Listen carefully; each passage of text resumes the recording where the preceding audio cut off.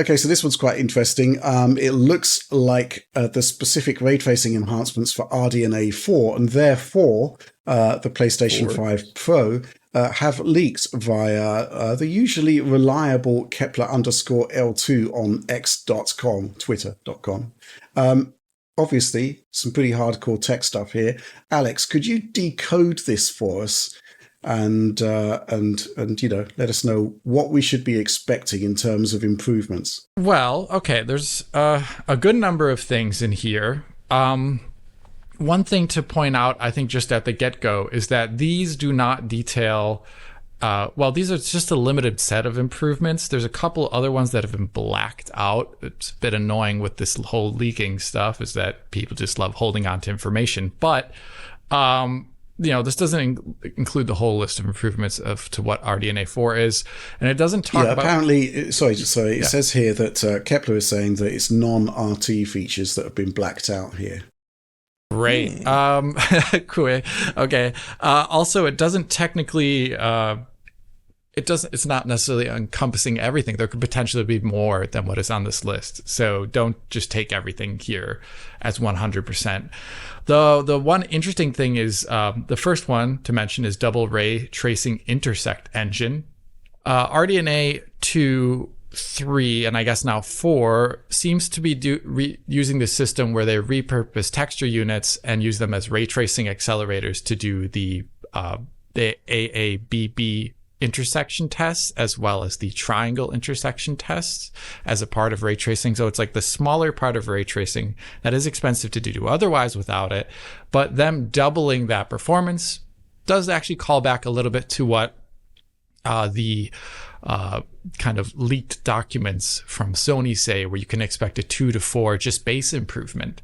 And I think some of that references something like this, doubling the ray intersection test performance, but also then it would call back into the fact that there's more than how many times the amount of compute units versus the original PlayStation 5 now? 60 versus 36. Okay, 60 versus 36. So you could see if you were to double the amount of compute units and double just the throughput performance of one of the ray tracing accelerators, you could see how that could lead to a potential almost 4 times for one aspect of the ray tracing pipeline. So those numbers that were thrown out back then start making a little bit more sense. But that's, once again, just one part of the ray tracing pipeline. A number of these other things, though, are kind of very specific to certain tasks that are done in ray tracing. They mentioned RT instance node transform and RT support for OBB and instance node intersection. The fact is that a lot of games use instances to massively populate their worlds with objects, ones that aren't unique necessarily, but they're just rotated, scaled maybe to different sizes and things like that. Trees, vegetation, rocks are usually done this way. And there's always the question of, okay, so how do you make that performant with RT? When you shoot out a ray, where is it actually going? And that's kind of just very technical, specific stuff that may not actually be wholly improving performance in a certain way. The other thing, ray tracing triangle pair optimization. It's hard to actually know what this one means off the top of my head, but you're tracing against triangles, some sort of optimization there to make it faster. It's really hard to know what exactly that means because it's just 5 words.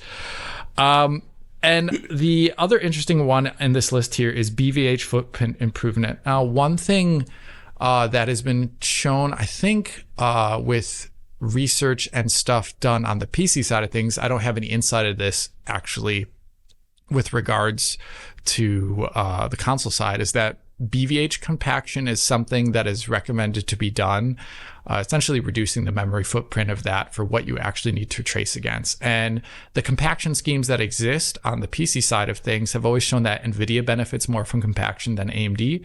And this may be in reference to that perhaps compaction now of the BVH will reduce its size.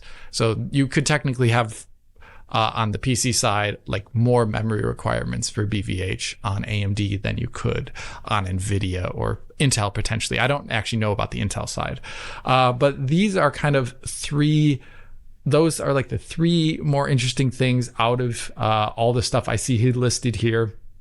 One thing to really point out, though, is that this does not go into any detail of more specific hardware changes that I almost slightly expected with RDNA 4. Maybe that's an RDNA 5 thing, or it's just not listed here, where on Intel and on NVIDIA, they take over the whole traversal aspect of shooting a ray through that BV8 structure in hardware. And that's in the RT core, part of the RT core on NVIDIA.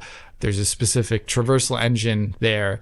In Intel hardware as well, there was a patent not too long ago. I forget when. I think maybe by Mark Cerny's name attached to it for some sort of traversal unit for potential Sony hardware in the future. And I think that's one thing that is missing here that I'm a little surprised about it being missing, because that is an expensive part of ray tracing. It's a part of ray tracing where it is notoriously bad on just normal GPUs. GPUs were not meant to do such branching things typically. So that is missing from this list, some sort of inference to that. And that surprises me. And maybe we will actually see more regarding this, or maybe we won't. I don't know, but I wish there was more info here than just a couple words per thing. I also wish it was, attached with some sort of description for specific things specifically. But that's kind of how I feel about this. But the whole 2 to 4 times thing that was referenced in those original Sony documents that have been leaked start to make a lot more sense based upon this. Yeah, fair enough. Well, we've got this supporter question from 1040 STF. Could those rumoured PS5 Pro tech features handle path tracing on games, even a small, humble one, not matching, obviously, what a 4000 NVIDIA card can do?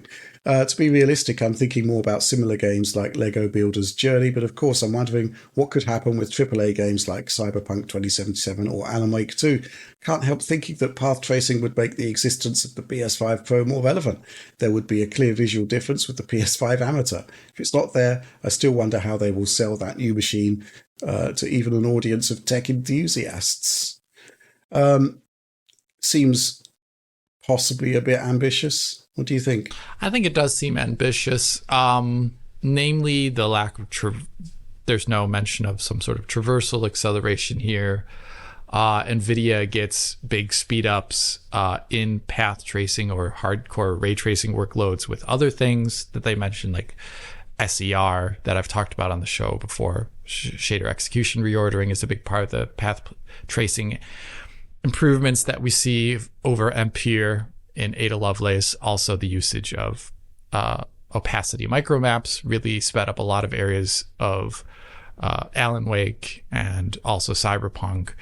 I could totally, though, based upon what we've seen with RDNA 3 on PC, you can run things like Minecraft RTX on it at lower settings than, or lower resolution than you would on like an Ampere card, for example, or Quake 2 RTX. So I'd say that what is within the realm of possibility here, like an older game taken up to that level. And if a developer wanted to do that, something like Lego, though, it's a modern UE5 renderer. I don't think that would be possible based upon what I'm seeing here. Just all we know is that Minecraft is possible, at least. Yeah, right. Since Rich and I played it. Right. You can never forget one, that. isn't it? Right. On Series X. Yeah. And it's like, I mean, this was pre-release and it was already running at like 45 FPS. Right. Like, and I'm like, that was before FSR 2 even. That was just 1080p, right? Like, what is going on there? I don't know. I know.